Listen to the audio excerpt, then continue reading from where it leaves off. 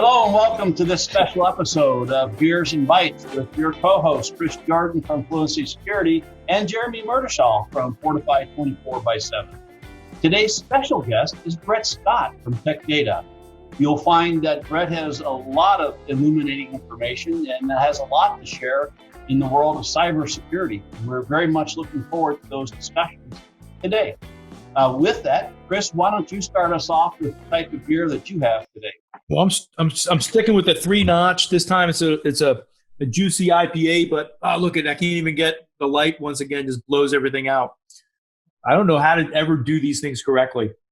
I took an Instagram though, so you can just follow it on Instagram. But this is the Cascade Whirlpool. It's a.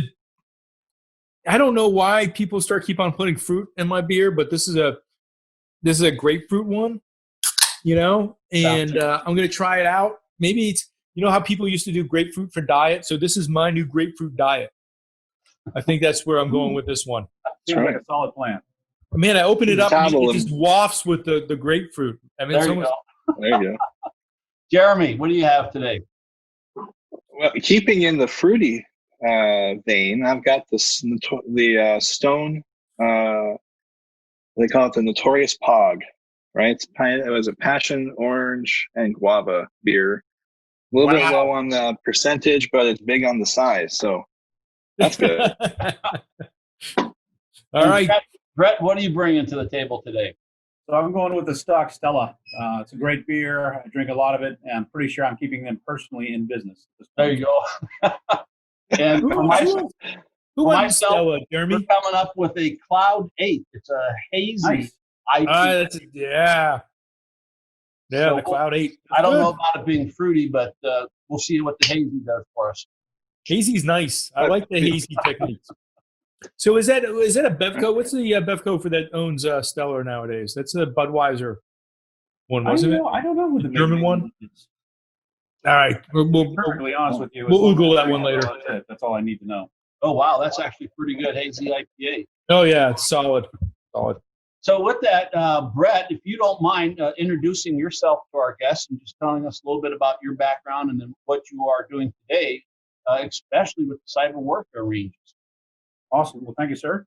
My name is Brett Scott. I'm currently titled the Director of Security Enablement and Training. And if you don't like that title, if you give it about 6 months, it'll change. The most interesting part of being me at Tech Data is I only find out about my title changes on other people's presentations. And so I'll sit there and they'll be talking about the org chart and things like that. And I'll look and I'll say I have a different title. And I'm like, oh, do I have a different title now? And then they're like, oh yeah, we changed your title. So I have 7 business cards and I've only been there 6 years. So that'll give you an idea of how often my title changes. So Director of Security Enablement and Training this week. What I do is mostly strategic work with Tech Data. And right now I oversee the Tech Data Cyber Range, which is a partnership with the National Cyber Warfare Foundation, and that is the foundation's first corporate range, and it has been a wild success. Opened up in the middle of November of last year, and in the first 90 days, we closed an additional $100 million in business just because of the range that we can point to transactionally. It's actually a much larger number, but I can specifically point out the transactions themselves that make that number 100 million. Okay, so Brett, I've been there. Great facility, great place to show stuff off. But when people say cyber range, actually, I made the mistake of going someplace and somebody keeps on putting stupid ads following me around on cyber range. So can you enlighten us what a cyber range is? Obviously, it's not like Aberdeen Proving Grounds where I have to wear things over my heads for this. So what's going on with the cyber range? What's going on? What do you do there? Why is it important? Well, you don't have to wear protective gear yet, but let's not rule that out. So most people, when they talk about cyber ranges, what they mean is a computer lab, right? And so, there's a gigantic difference between what is a cyber range and what people call cyber range. And the difference is knowing what the heck is going on, but the purpose of a cyber range is just like a gunnery range, right? Where you are testing out equipment. You're testing to see how resilient it is, how well it fends off attacks. You subject it to torture. you do all the things that you do, and into that cauldron, if you will, a caustic cauldron of chaos. Man, I might have the phraseology on this one. You actually can inject people who will then learn from all of that chaos, and they can learn hands-on very quickly and develop practical skill sets in cybersecurity. So attack, defend, investigate, all of those things are byproducts of education as part of operating a live fire cyber range. Now, one of the reasons why Tech Data's cyber range is different than everybody else is because no one's ever going to let you do this. For all the rhetoric and all the spend that people have, there's a bureaucrat or a lawyer just waiting to tell them no. No, you can't do this. You can't tell people how to breach a system. You can't teach people how to investigate crime or develop PII over the internet or OSINT. We can't do that. The law won't let us do that. And so that is, again, knowledge, right? You don't know what you can and cannot do by law. You always err to the side of caution. And so everybody's cyber range is always going to be a computer lab, which is just a much more cooler way of saying, I got a bunch of computers over there and they're running stuff. So the foundation has, since 2012, operated a cyber range. We teach you the practical skill set with the basic premise, and you're starting to hear the industry begin to echo this statement. How can you possibly defend against an enemy you do not understand, right? So long before there were computers, a guy named Sun Tzu said, if you do not understand your enemy, you're going to lose half your battles, right? And so this is not a computer thing. This is a doctrine of war thing. And that's really simple. If you really want to get into the true understanding of why everybody fails at cybersecurity so badly, so often, it's because they do not understand their enemy. And even people who are in the, let's say, the classified world are essentially forbidden from learning these very practical skills, even when the weapons that they're defending themselves against were stolen from our government. Yes. So it's the craziest thing. They go into our armory and they steal this really potent weapon, and our government says, if you learn about that weapon, we're going to kick you out of the club. And so that's just, if you will, that is, I like to say, Dr. Strangelove security think, right? Where essentially this is, born of the 50s, it's never matured. And the idea is if we don't talk about it, we can make it go away. And of course, every day it shows us that's a flawed strategy. So fundamentally, a cyber warfare range is a transformation agent. And what we do is we engage people with the real world knowledge of cybersecurity. And we, in living in this environment, this caustic environment, you're developing a practical skill set that is unparalleled. And so even though everyone understands what we're doing, we tell people what we're doing, no one can ever repeat it because A, you have to have the knowledge. That's not common. B, you have to have the courage. And then C, you have to know how to do it legally. And so all three of those things essentially make us a very separate, very isolated island, which I enjoy. And we are, because of that, everyone knows that we're different. And so what's neat about that, in cybersecurity, everything is about credibility. And almost everybody has a million reasons and a million examples they could point to about how XYZ entity or human or company, et cetera, is just not credible in cybersecurity because they do the dumbest things. And so when you offer credibility, everyone else that's kind of serious about the job immediately comes to you. It's like a magnet. One of the very few things on Earth where if you build it, they actually come. So what are the verticals that are buying this right now? I mean, is it mostly government or commercial, or is it banking? What's everybody? So not surprisingly, we weren't open a week before all of a sudden all of the non-existent entities within the government showed up and are like, "Hey, we want to be friends." And I'm like, "That's great. This is the corporate range, and if you've got a contract, then we'd be happy to help you. If not, it's great seeing you." So we are engaged with. Did you just tell me the government wants stuff for free? Yeah, shocking, right? Shocker. Yeah, I mean, I know you're all falling out of your chairs, but believe me, it happens. And the interesting thing about it is we, across the board, everyone is so urgently needing real practical cybersecurity capability to defend themselves against the onslaught of attacks that when they find that breath of fresh air, they'll do anything to be a part of that. And that very much has contributed to our early success. I have to tell you, I'm a very optimistic person. I would have never predicted that we would be as successful as we have been so far. So how did COVID impact all this? And is it? You know what? That's awesome, and it's a great story. So the team at the Tech Data Cyber Range I assembled are amazing talent. I call them the one percenters, and I truly know that this is top 1% level talent. Oh, not bottom 1%. Not the bottom 1%. That seems to be a goal that's already been achieved really well. So we went to the other side, just just for the giggles. All right. Yeah. So in any case, our team is incredibly versatile, and so when this work from home thing dropped, we actually had plans, and our technology already supported virtual events. So all we did was we moved next year's plans up, and within 3 weeks we made the full pivot, and we are doing multiple virtual events every week. I think they've done 4 this week alone. Wow. So very fast pivot. It worked really well. We're still profitable. Again, we're not a profit center per se, but the key is I don't want to be a giant stone around Tech Data's neck. So we are highly engaging. We have a cost offset structure that allows us to not, drag Tech Data down. And because there's so much energy going on, it's been very, very helpful and very successful. Nice. And it's in the middle of nowhere, right? Tech Data's. Go on, Jeremy. I would say, how has Tech Data's acquisition changed your plans for the range and Tech Data's approach to cybersecurity in general? Well, as we are still in the acquisition strategy phase, there's a very limited amount of things that I can actually discuss. Otherwise, I'll go meet the very not charming people at the SEC.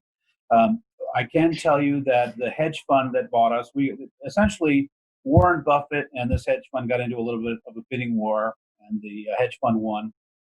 And that hedge fund is known for investing in big ideas. So they essentially go to big idea places and say, what can you do with it? What do you need to get that done? And how can we help? And so I will simply say, unrelated, Tech Data's biggest cyber idea is to the Tech Data Cyber Range. So I would imagine that there might be some interest from them in the Tech Data Cyber Range. Nice. Excellent. Nice. So, prior to this starting off, we talked a little bit about, I had watched a segment, I think it was 60 Minutes on deep fakes. And this whole arena of deep fakes it's actually quite scary when you think about it. They're getting better every day. And, as they showed demonstrations from a political perspective, right? Obama saying things that he didn't say, or Trump saying things he didn't say, or whatever. I think it's going to lead to a lot of chaos potentially, especially with our elections. But even more so on a broader scale, I've heard the same kind of impacts where a CEO his voice was deep fake, and he released and the company gave away $244,000, I think it was, to somewhere in Africa. So what are your thoughts on this whole deep fake thing? Yeah, so technology oftentimes leaves humanity behind. So people can't think about everything that it takes to live every minute of every day. It's just too much stuff. So humans are forced to make assumptions and live on observation. So a deep fake is an incredibly insidious threat because you're looking at the person. It sounds like their voice. And so do you believe your eyes and ears or not? And that's literally a cultural cliche. I believe what I see and hear. And so deepfakes strike at the very heart of that crutch or trust or cheat or however you want to characterize it. It's all of those. And so because of that, no one really has the time to actually vet, did they or would they have said that? And so, yes, it is causing a great deal of chaos. It will likely continue to do so because the only alternative is to simply not believe your eyes and ears, which is going to be almost impossible for humans to transition to. I mean, I'm a philosophy, anthropology are my degrees, and because of that, I know for a fact that humanity doesn't have it within them to distrust their own senses. The Tech Data Cyber Range, we operate threat intelligence through the partnership again with the foundation called the CWR ISAO, Information Sharing and Analysis Organization, and we are likely the largest threat intelligence in the world. I'm not guessing on that one, but I'm not ready to be overly declarative on that particular topic. So let's just say we're really big. And we are seeing an unparalleled amount of activity, especially in information warfare area. And deep fakes plays a critical role in all of that, because all you have to do is get people into an emotional state, kind of where we are right now, and then you're easily able to manipulate them to whatever nefarious end you have. So we have been pushed up into an emotional state, and now with information warfare doctrine and deepfakes, you can really capitalize on that. And I can tell you that from what I'm seeing, that's being done. Hey, Jeremy, you ever read Neil Stephenson's The Fall? It's the sequel to Red May. And so in that, it brings up an interesting point: is the counter to deepfakes or in general misinformation, right? In the case in The Fall, basically they generate a fake nuclear incident in Moab, Utah, and they use that as a way of people to become distrustful of information in general. So the defense is actually to collapse the concept of news itself, right? Yeah. Whether it's aggressive or defensive, they implode it. And so, I mean, I normally don't change the topic from Brett to Jeremy, but I mean, Jeremy, you ever think about what would be the defense against deepfake, besides just recognizing it? Is there a sociological, cultural hack that we would use against deepfake in order to immune people to it?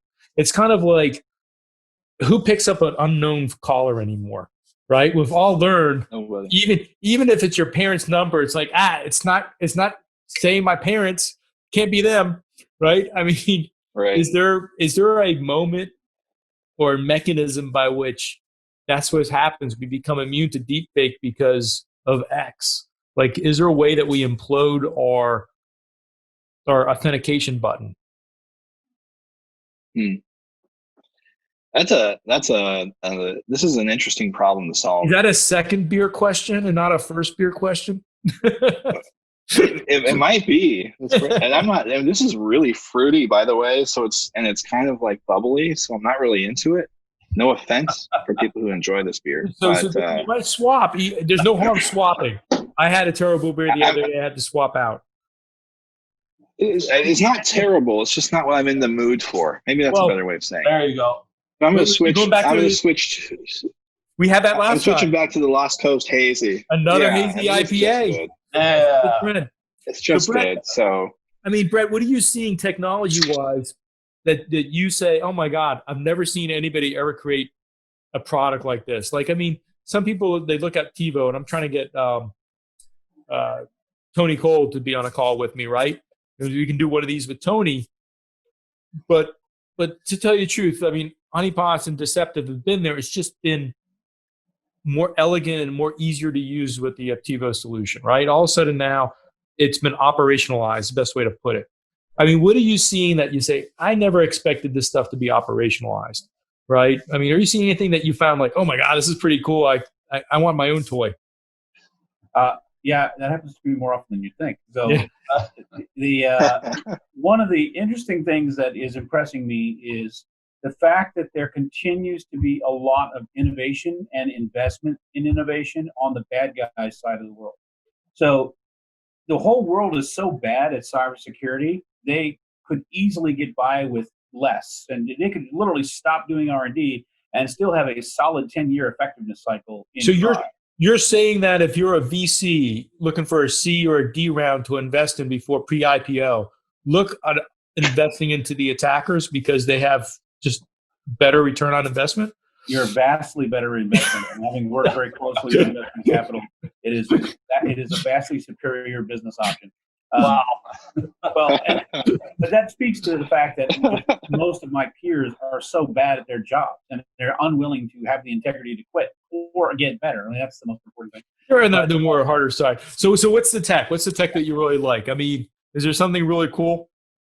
Yeah, so there are two areas. I already talked about the deep fakes. By the way, quick tip, if you're watching a deep fake video, they never blink.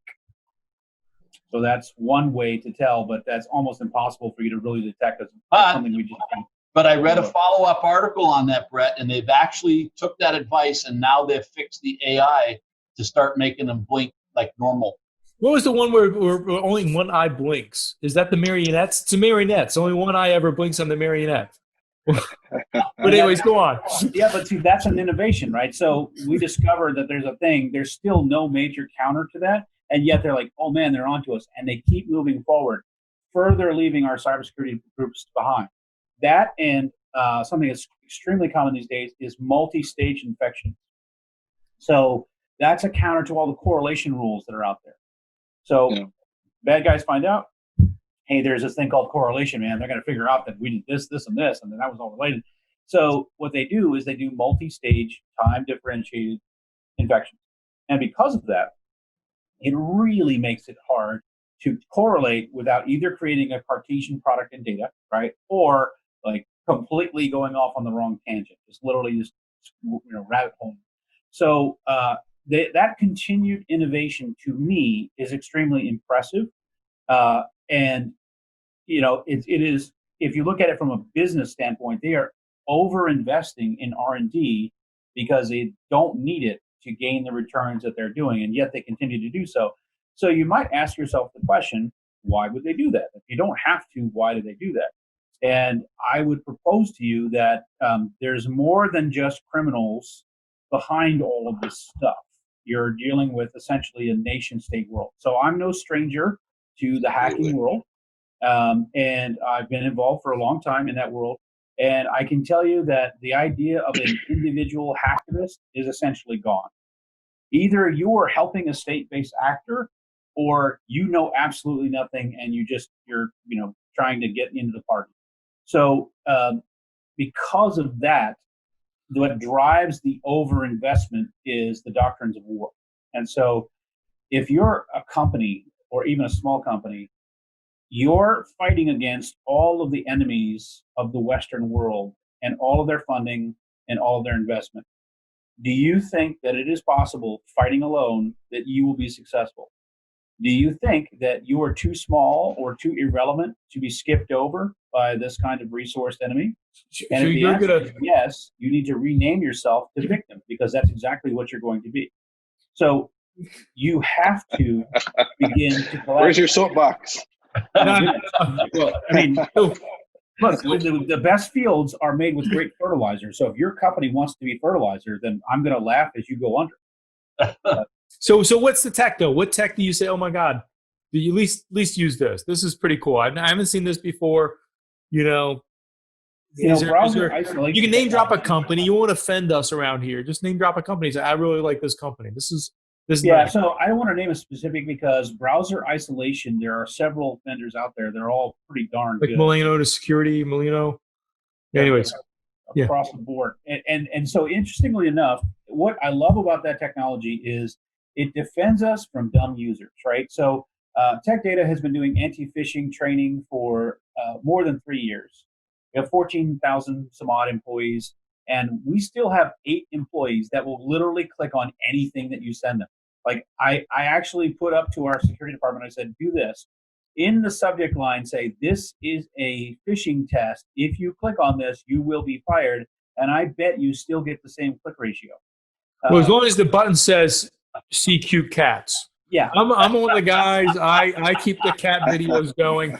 My Apple news feed now knows that I like cat meow and I love cat. And I get tons of them. I'm quite happy with those. So I'm just going to take a couple of notes here, if you don't mind. Just unrelated, of course. But hey, keep clicking on that stuff, man. Look, I'm not going to do anything with that information you just gave me. I appreciate it. So you like the browser stuff. That's good. Now, browser isolation helps users be somewhat neutralized in their uninformed activity, right? So I really love it for that reason. As work from home becomes a reality, one thing that I'm hearing a lot more than I thought I ever would is companies found out that when they sent all their people home, that they're just as effective, if not more effective, and they're happier. And so a lot of companies, companies. Wait, Al, what do we discover when companies sent people home? Besides the corn word, we found the number one activity was shopping. Shopping. You would think Netflix, like shopping.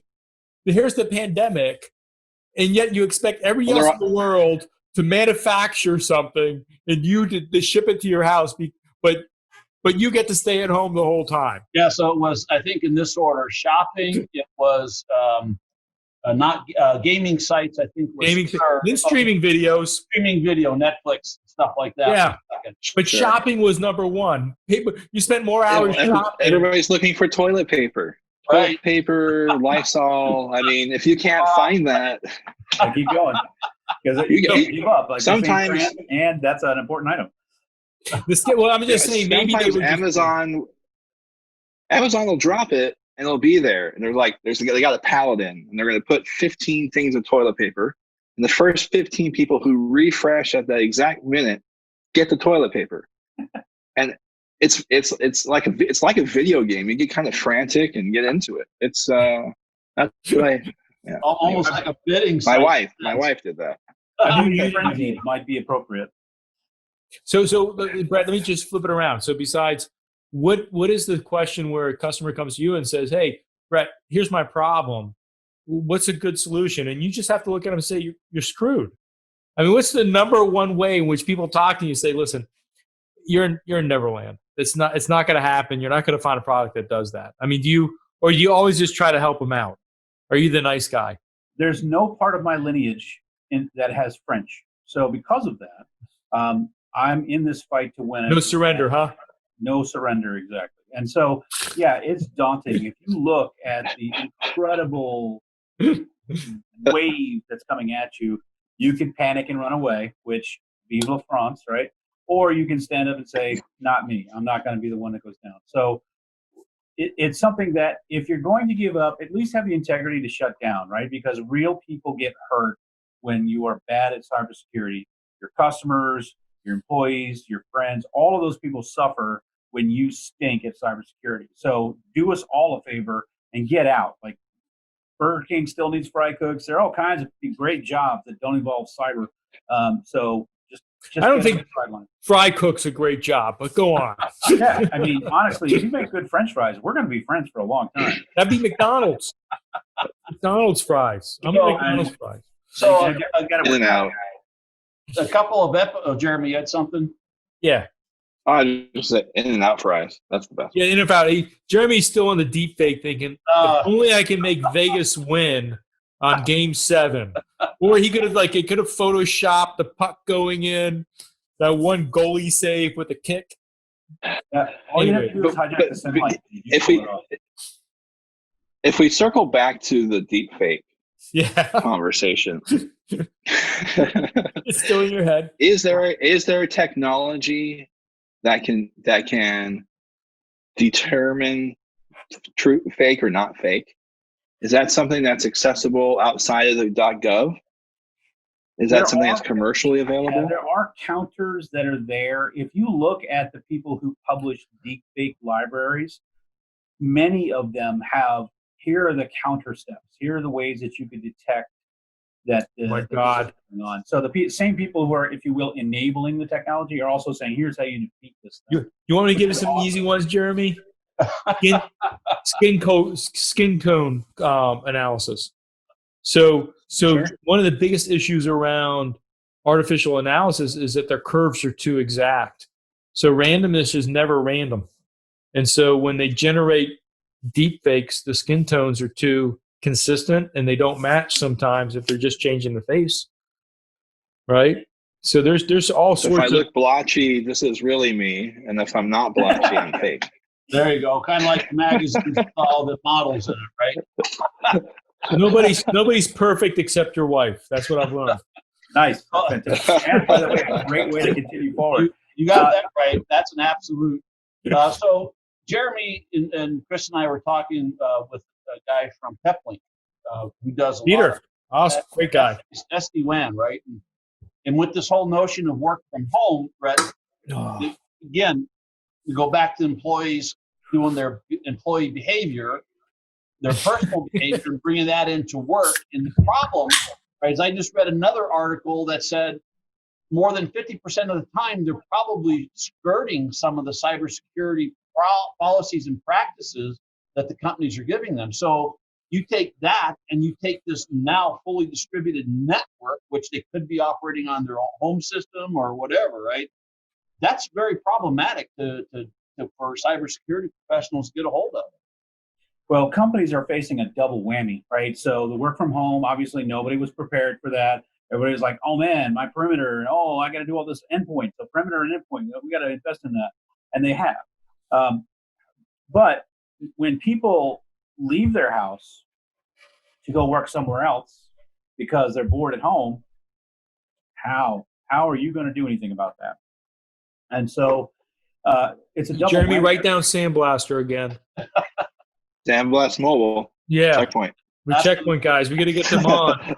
Mobile threats are massive. Well, so for example, in Hong Kong, they have all of this demonstrations and there's all this thumb down on all the democracy stuff. They are reneging on their promise of two systems. And so the Chinese APT level groups invented a whole bunch of iOS 0 days. Well, we know for a fact that it doesn't take long for those to then bleed out to the regular world. So they were using it against dissidents in Hong Kong, but those things are now bleeding out. And so a lot of people mistakenly believe that iPhones are more secure. And because of that, the whole group of them is unprepared for the massive number of new 0 days that are going to drop for iPhone. And there are a lot of, it's not just my iPhone. That's just the largest encounter zone. There's still new malware for Android, and you're seeing now that mobile is a very high-profile target because A, you still get lots of compute, and B, most people don't know how to secure your phone. Like if I said to you, hey, I know your phone's infected, what are you going to do? Their answer is, I have no idea, and I don't want to because I don't want to stop using my phone. So that, of course, is why the bad guys are targeting that particular platform, because you don't know what to do and you wouldn't want to do it anyway. That's what, why do you rob the banks? Well, that's because that's where the money is, right? So because you're not going to be able to counter them, that's a good place to invest your time and effort as a bad guy. So we brought up, only half jokingly Sandblast. So what besides the Checkpoint solution do you feel is a good solution out there for the mobile right now? I would say that most of the solutions that are out there are not terribly matured yet.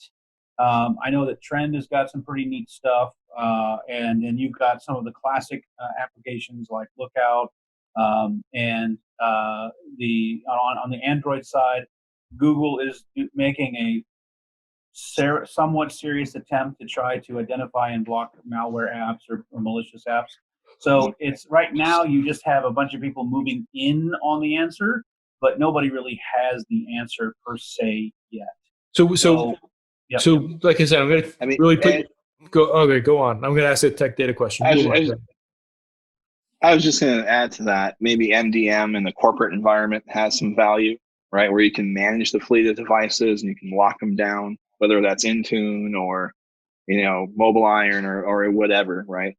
But that would help. But that's just a layer of security, right? And then you still need a product like the Sandblast Mobile to come in underneath that and actually look at the process level data, which is something that the MDM doesn't do. Yeah, I was going to wonder, Brett. Are companies coming up with a strategy to say, hey, I want to limit the hardware footprint to iPhone or hardware footprint to a particular Android version? Are they trying to proactively go against this for people who really give a crap, or are you seeing them being more laissez-faire, saying I'm trying to find an all-encompassing solution because I don't want to pay for that end device? integrated solutions are a big priority for the security buyers that are out there because they're already overwhelmed with 10 million tools that don't all work together, and they're trying to fuse it in their head, and that, they're outscaled. So that's what their priority is. They're not going to get there easily because a lot of people don't really offer that level of solution for folks. But ultimately, for the security people, it's a really daunting challenge because there are so many different flavors of both the operating systems, primary operating systems for mobile out there, that it's right now, if you are trying to defend Windows systems, you got like 6 or 7 operating systems you got to cover, and that's pretty much it. Mobile platform, you're talking about easily 100 just for Android, and then for iOS, to be honest with you, you're probably still talking about 50. So it's almost impossible to maintain 150 different upgrade and migration paths and evaluation paths and things like that. So companies, security companies especially, are simply outscaled. They just don't know how to do this. And they just, when they begin to think about how they would do it, they're like, well, we just can't afford it. We have to charge $1 million for all our phones. So I'm not going to go the French route for you, right? Non-French. Yeah, I'll call it the Galaxy Quest, right? Never surrender, never retreat, right? So what are you going to recommend to these guys, right? What is the answer? Well, so you can shift your vital data off of your phone or put it in an MDM, right? Put it in one of your secure containers on an MDM. The phone numbers that I have in my phone book are aliases. So I know that if I'm looking at this character and that character, it's probably so-and-so. And because of that, it reduces the overall risk of data breach data off of my phone. So I'm not accepting that I'm willing to just give up, but I'm also trying to limit damage should I get into a situation where that's the case. And I also will do things like keep a base image of my phone. So if I ever get the feeling that something's going wrong, I can re-image my phone back to something that I felt comfortable with last time. And that's definitely something that corporate departments can do for you. I mean, it is possible to hand in your phone over lunch, come back, and have it re-imaged. So that's something worth considering. The beauty of the blue screen of death. Yeah. But there are a lot of different ways that you can do that. On my phone is mostly a voice over IP phone, which means I am rarely using a cellular network, which also allows me to choke point malicious activity because it's going through my regular network, and I'm also then allowed to observe what it is doing. And if my network defenses go, hey, this device, that's your phone, is doing something dumb, then I can say, my phone probably has a problem here. So it allows me to, because I'm choke pointing the egress of data, it allows me to get a better observation of that. And to be honest with you, that's the future anyway. Like a VoIP phone is absolutely the way to go. So I'd like to explore a little bit further on that comment you made around cellular. So today we know that they can put fake cellular intercepts up for people's phones and stuff, and that was during the 4G phase. My question is with the technology with 5G, how does that change the game in terms of the nefarious actors coming in and potentially even taking more advantage of these mobile devices? You mean besides plants not being able to grow and us all dying and exploding? And causing COVID-19, all the other issues, right, that are out there. There's that information warfare thing again, right? Yep. So 5G is higher intensity radio signal over shorter distances.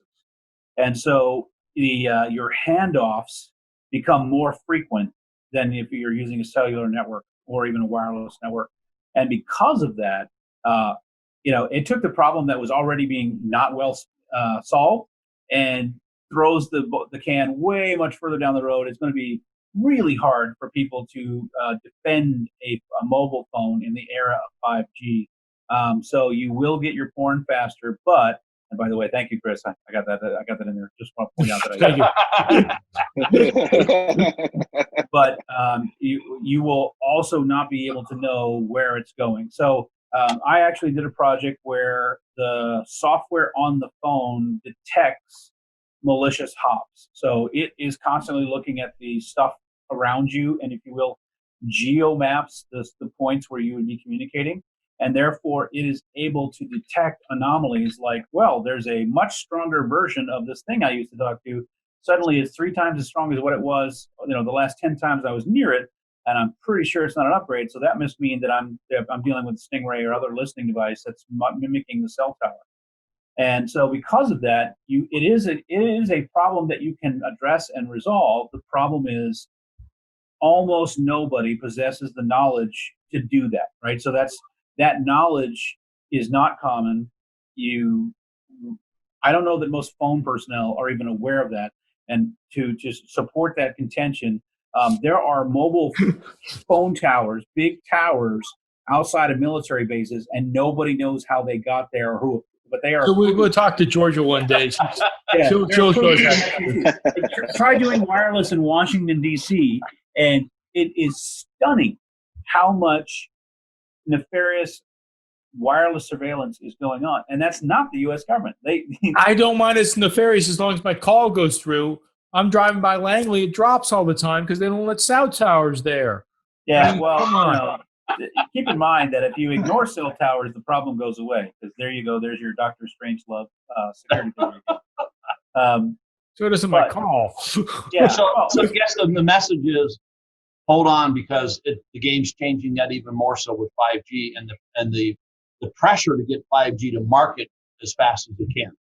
And in this desperate failure of our industry and security, there is opportunity, right? And so, again, we started the call talking about cyber ranges and how there are all these charlatans and people pretending or meaning that their cyber lab is actually a cyber range. And then there are a few people that are actually making a cyber range. The same thing is true. If you offer security solutions that actually do the job, then you're going to gain a great deal of market share because customers want to be secure. And that is true of young people. That's true of old people. They just don't want to have to go through 50 steps to be more secure. So if you make it easy for the user to just be and do their thing, and then your technology augments and does what it does and lets the humans do what they do and they work together, you get this huge benefit. So in the greater chaos of the cauldron, if you will, there is hope in that now we might be able to justify the investment in just doing it right and not half-stepping it or do some sort of thing, meaning security. And the results could be profound for the business that invests that way. Oh my God. We're done.